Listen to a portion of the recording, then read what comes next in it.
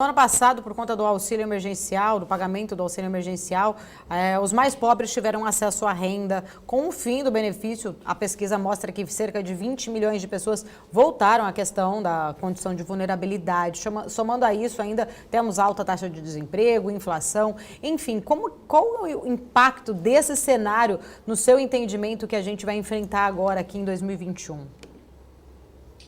O impacto disso é uma dificuldade maior em termos sociais da gente se recuperar dessa crise como um todo.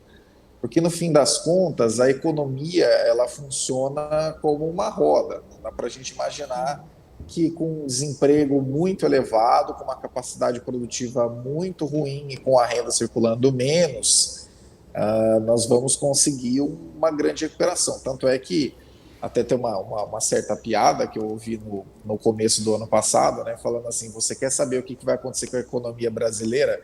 É só você olhar o primeiro boletim Focus do ano e pensar, não vai ser isso aí.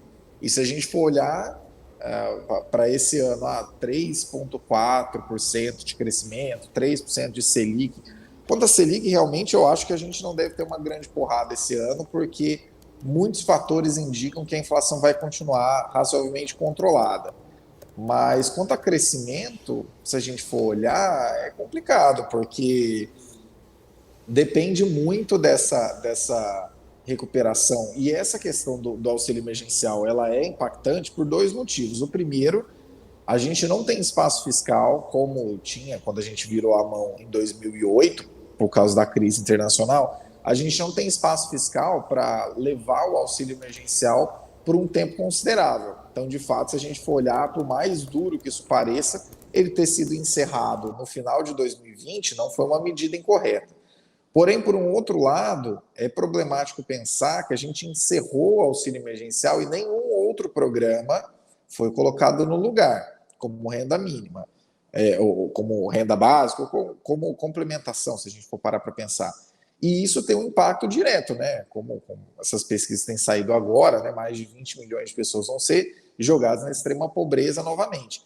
Com o auxílio emergencial, em um período em que havia estado de calamidade, ou seja, as regras fiscais estavam todas suspensas, né? Você virtualmente zerou a pobreza no Brasil, porque todas as pessoas mais pobres e tudo mais, recebiam pelo menos R$ 600, a depender do caso, eles recebiam R$ 1.200. Então, você virtualmente zerou a pobreza no Brasil. A massa salarial, que é a renda nas mãos das pessoas que estão formalizadas e que não estão formalizadas, ela, em alguns locais do Brasil, ela chegou a aumentar mais de 20%. Em algumas cidades do Maranhão, chegou a aumentar 27%. Então, esse tipo de coisa, como a gente, inclusive, já havia conversado no final do ano passado, não é uma saída trivial. Não é óbvio você virar e falar assim, de repente, algumas regiões tinham um quarto de renda a mais e agora esse quarto de renda a mais vai sumir. Não é trivial.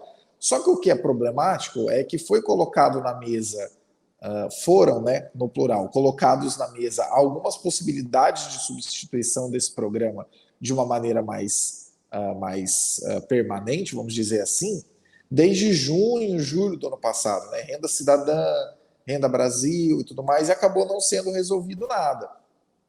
E essa, na minha humilde concepção, é uma das coisas que vai colocar para 2021 uma dificuldade adicional para o governo, porque a gente tem observado aí pelo menos esses últimos 2 anos, ele é muito acostumado a anunciar grandes coisas e a não necessariamente fazer grandes entregas. Só que esse caso dessa renda, né, do auxílio emergencial, ele tem impacto direto. Esses R$ 600 que não vão ser recebidos, eles impactam diretamente na renda e acabam impactando diretamente em consumo, sobretudo de alimentícios, alguns itens de construção civil, que acabaram bombando muito no ano passado, mas devem dar uma enxugada nesse ano, pelo menos parte de reformas, material de construção e tal.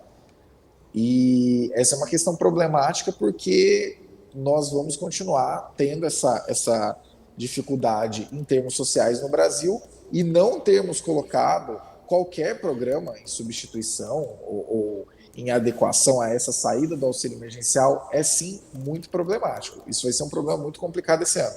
Sem falar no desemprego, né?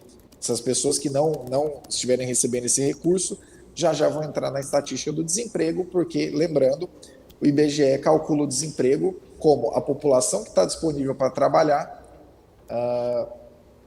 aliás, a população que está procurando emprego nos últimos 3 meses em relação à população que está disponível para trabalhar. Com menos pessoas recebendo esse tipo de auxílio, né, já que esse auxílio não existe mais, desde 31 de dezembro, na prática, milhões de pessoas vão migrar para o desemprego. Se ele já está na casa de 14%, ele vai subir. De alguma maneira, ele vai subir. Então, isso é uma questão muito complicada que a gente tem que levar em conta aí nesse ano. Vai dificultar a recuperação econômica.